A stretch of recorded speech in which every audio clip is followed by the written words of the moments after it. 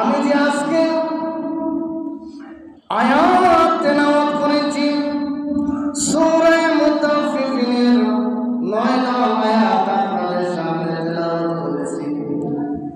আল্লাহ পাক রব্বুল আলামিন এই আয়াতের মধ্যে আল্লাহ পিতা মাতাদের উদ্দেশ্য করে বলেন, ইয়া আইয়ুহাল্লাযীনা আমানু লা তুলহিকুম আমওয়ালুকুম ওয়ালা আওলাদুকুম আন যিকরিল্লাহ ওয়া মান ইয়াফআল যালিকা ফাউলাইকা হুমুল খাসিরুন।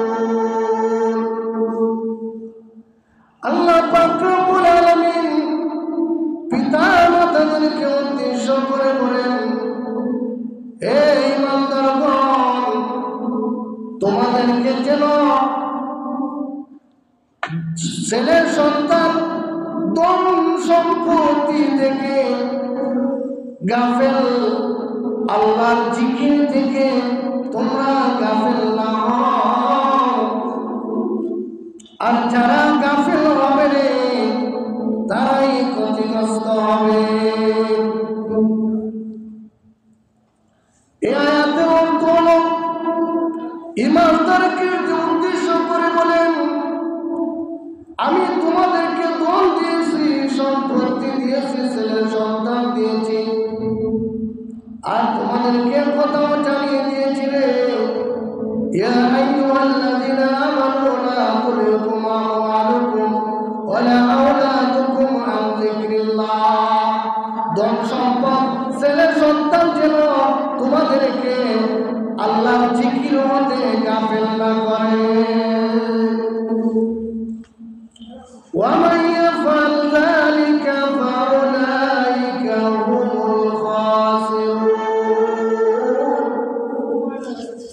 আর যারা গাফেল হবে রে তারাই ক্ষতিগ্রস্ত, শুধু ক্ষতিগ্রস্ত নয়, তারা দুনিয়ার মধ্যেও ক্ষতিগ্রস্ত, আখিরাতেও ক্ষতিগ্রস্ত। এখন আমরা এই আয়াতের অর্থ বুঝলাম, এখন এই আয়াতের তাফসীর গুলা শুনব, ব্যাখ্যা গুলা শুনব, বিস্তারিত আলোচনা করব। গত শুক্রবারে আলোচনা করেছিলাম সন্তানেরা কেমন করে মাতা পিতার প্রতি দায়িত্ব এবং কর্তব্য, আর আল্লাহ তাদেরকে শিখিয়ে দিয়েছিলেন রাব্বিরহামহুমা কামা রাব্বায়ানি সগীরা। হে আল্লাহ, আমার মাতা পিতা যেমন করে ছোটবেলায় আমাকে লালন পালন করেছে, হে আল্লাহ, আজকে তারা দুনিয়ার মধ্যে নাই, তারা অন্ধকার কবরে শুয়ে আছে। ও মাওলা, আমাদের মাতা পিতাকে এমনই ভাবে লালন পালন করো।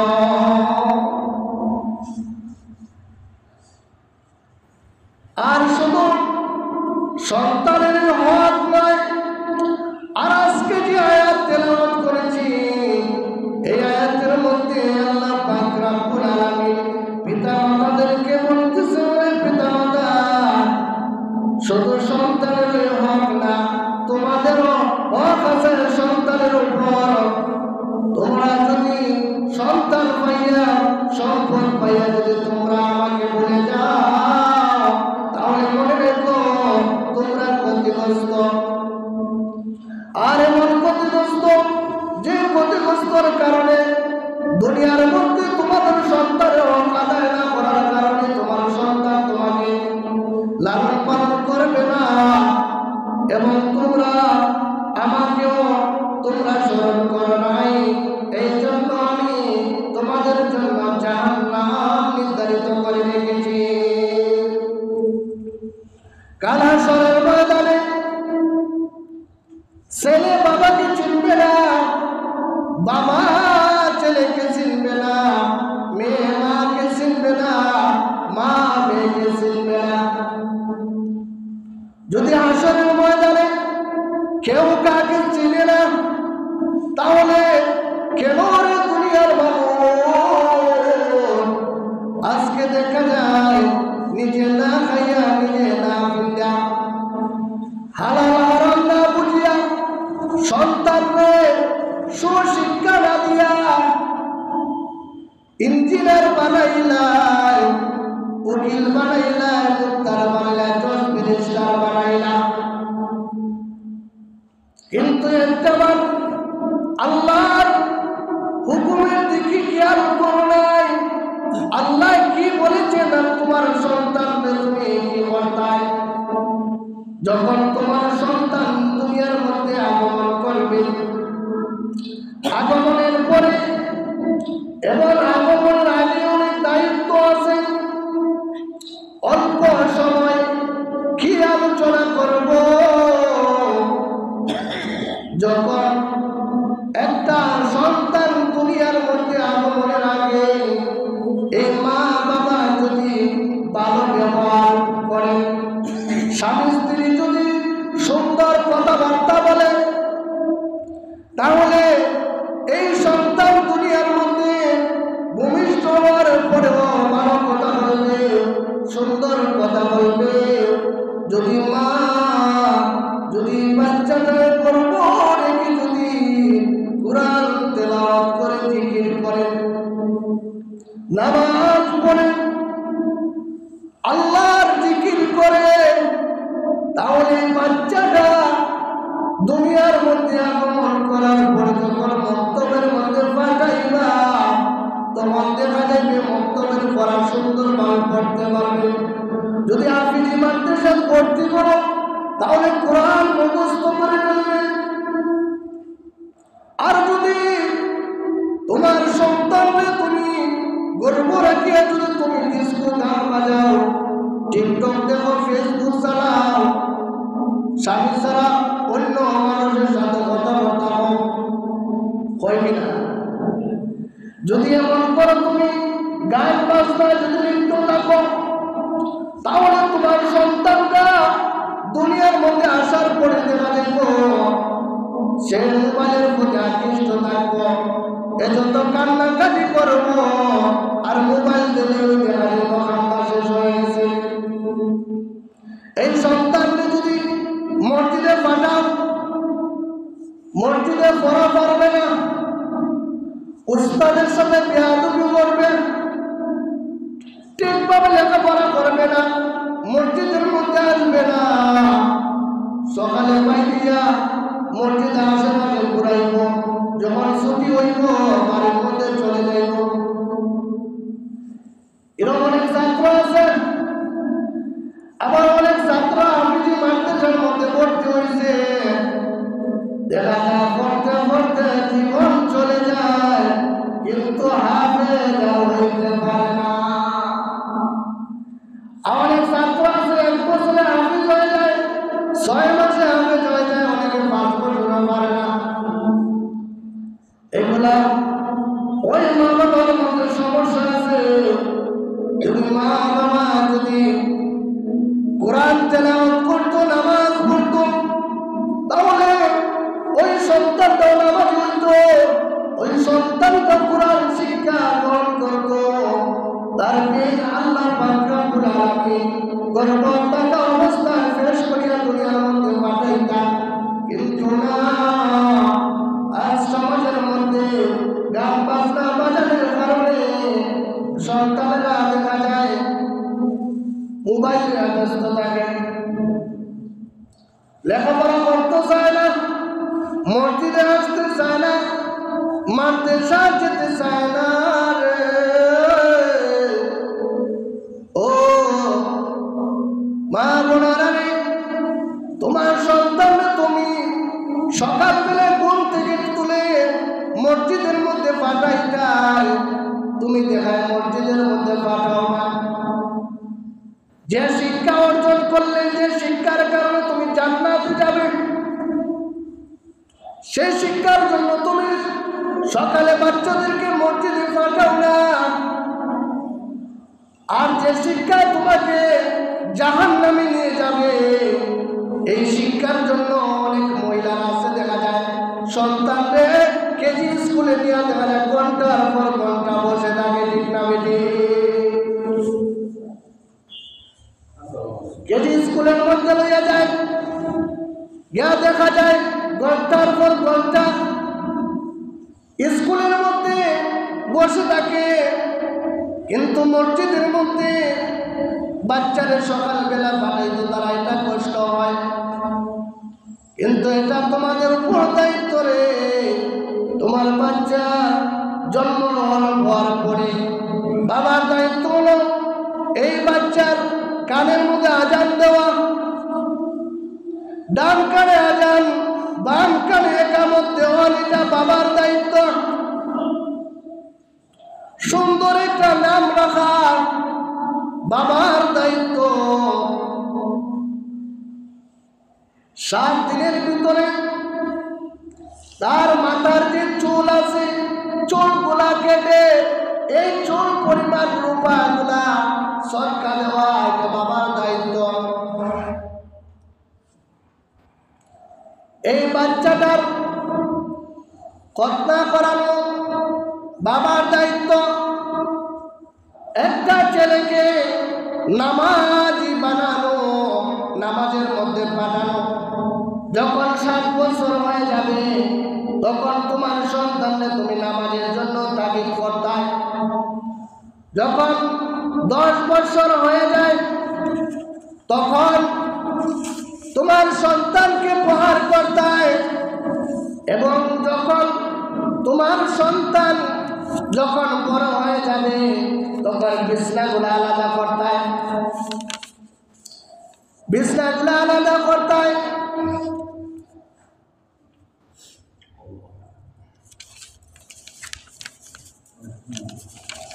বর্তমানে দেখা যায় যেমনি ভাবে অন্য মানুষগুলা একজনের ঘরে ঢুকতে অন্যজনের অনুমতি লয় না।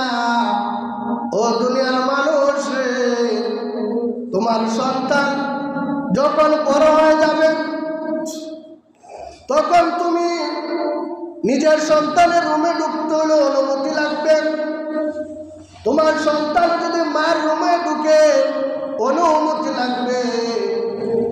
কিন্তু আমরা দেখা যায় এই হাদিসগুলো আমরা না মানার কারণে আজকে বাবা কথা সন্তানের শোনে না, সন্তানের কথা বাবা শোনে না, মেয়ে মার কথা শোনে না, একমাত্র ইসলাম শিক্ষা না দেওয়ার কারণে। তুমি তোমার সন্তানকে ইসলাম শিক্ষা না দেওয়ার কারণে, কোরআন হাদিস শিক্ষা না দেওয়ার কারণে কাল হাশরের ময়দানে তোমার সন্তান তোমার বিরুদ্ধে নালিশ করবে। আমার বাবা আমাকে শিক্ষা দেয় নাই, মাদ্রাসার মধ্যে পড়ায় নাই, স্কুলের মধ্যে পড়াইছেন জজ ব্যারিস্টার হওয়ার জন্য, উকিল বানানোর জন্য। দুনিয়ার মধ্যে যত সিটারি বাটপাড়ি আছে এইগুলা দেখা যায় কোর্ট আদালতের মধ্যে গেলে দেখা যায়। তোমার এইরকম নিয়ত থাকা কারণে আল্লাহ পাক রব্বুল আলামিন সূরা মুতাফফিফিনের 9 নং এবং 10 নং আয়াতের মধ্যে ঘোষণা করে দিয়েছেন, ও দুনিয়ার মানুষেরা, তোমাদের ছেলে সন্তান, তোমাদের ধন সম্পদ তোমাদেরকে যেন আমার জিকির হতে গাফেল না করে। আর যারা গাফেল নয় তারা দুনিয়ার মধ্যে ক্ষতিগ্রস্ত, আখিরাতেও ক্ষতিগ্রস্ত। আল্লাহ পাক রব্বুল আলামিন আমাদেরকে জানিয়ে দিয়েছেন, জানিয়ে দেওয়ার পরেও যারা মানবে না, আল্লাহ পাক রব্বুল আলামিন কাল হাশরের ময়দানে ছেলে তার বাবার বিরুদ্ধে নালিশ করবে, বাবা তার সন্তানের প্রতি নালিশ করবে। এই বিচার কার্যকর না হওয়া পর্যন্ত তুমি একবার দাঁড়িয়ে থাকতে হবে। তোমার মাথার একটা পুকুরে 12টা সূর্যের মুখ থাকবে। এই ভয়াবহ অবস্থা থেকে যদি আমরা বাঁচতে চাই তাহলে আমাদের ছেলে সন্তানদেরকে কোরআন শিক্ষা দিব, সম্পদ যে আছে এই ধন সম্পদগুলা আমরা আল্লাহ এবং রাসূলের কাজে ব্যয় করব। আমরা মসজিদের মধ্যে টাকা পয়সা দান করব, মাদ্রাসার মধ্যে দান খয়রাত করব, আমরা ভালো কাজে ব্যয় করব। যদি তুমি ইসলামের কাজে যদি তোমার সম্পত্তিগুলা যদি ব্যয় করো, যদি যাকাত দাও, তাহলে আল্লাহ পাক রব্বুল আলামিন তোমার সম্পদ বাড়িয়ে দিবে। এই সম্পদের কারণে আল্লাহ পাক রব্বুল আলামিন তোমার নাজাতের ব্যবস্থা করে দিবে। কারণ অনেক সন্তান আছে, কিন্তু যে সন্তানের কণ্ঠ সুন্দর, যে সন্তান জ্ঞানী, এই সন্তানের মানুষ মাদ্রাসায় ভর্তি করে না। যে সন্তানটা প্রতিবন্ধী, ভালো কইরা কথা বলতে পারে না, ওই লোকটার দেখা যায় মাদ্রাসার মধ্যে ভর্তি করে। ও দুনিয়ার মানুষ রে, এই যে তোমার নিয়তের মধ্যে বেশ কম, এই কারণে আল্লাহ পাক রব্বুল আলামিন কাল হাশরের ময়দানে তোমার ইঞ্জিনিয়ার সন্তানে তোমার বিরুদ্ধে মামলা করব। সেই সময় তুমি কি জবাব দেবে? একটা নেকির জন্য তুমি যদি তোমার সন্তানের কাছে যাও, তোমার সন্তান তোমাকে চিনবে না, তোমার আদরের ভাই বোন আত্মীয় স্বজন তোমাকে চিনবে না। একমাত্র তোমার নেক আমল, তোমার নেক আমল যদি তোমার সঙ্গে থাকে, তাহলে তুমি দুনিয়ার মধ্যেও শান্তি, আখিরাতেও শান্তি পাবে। আল্লাহ পাক রব্বুল আলামিন এর জন্য তোমার জন্য জান্নাত নির্ধারিত করে রেখেছেন। এই জান্নাতের নিয়ামতগুলা যদি মানুষেরা জানতো, তাহলে আজকে মাদ্রাসার মধ্যে সবাই পড়াইতো। ছেলে সন্তানের নামাজের জন্য বলতো। অনেক সন্তানরা দেখা যায় ছোটবেলা থেকে মা বাবায় মোবাইল দেয়, কিন্তু এই সন্তানরে বলে না তুমি মোবাইল চালাইতে পারতে না, তুমি নামাজ পড়ো, তুমি কোরআন নিয়ে বসো। এগুলা না বলার কারণে আজকে ছেলের সন্তানেরা কথা শোনে না, বিভিন্ন কষ্ট দেয় মা বাবাকে। এই জন্য মা বাবার যেমন দায়িত্ব আছে, সন্তানেরও তেমনইভাবে দায়িত্ব আছে। তুমি তোমার সন্তানের সাথে যদি ভালো ব্যবহার করো, তোমার সন্তানও তোমার সাথে ভালো ব্যবহার করবে। এই জন্য সন্তানের নামটা সুন্দর রাখতে হয়, সুন্দর নাম রাখতে হয়। অনেকে সুন্দর নাম রাখে না, এ নামের কারণে জাহান্নামে যাইতে হবে। নামের অর্থগুলা জানতে হবে। তোমার সন্তানকে তুমি কোরআন শিক্ষিত করতে হবে, তাহলে ওই সন্তান তোমাকে না নিয়ে তোমার সন্তান বেহেশতে যাবে না।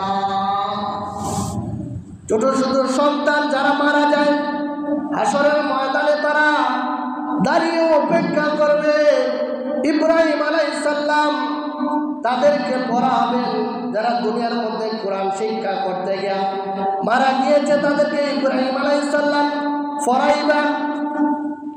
আর ওই সন্তান কাল হাশরের ময়দানে দাঁড়িয়ে থাকবে, আমার বাবা কোথায়, আমার মা কোথায়।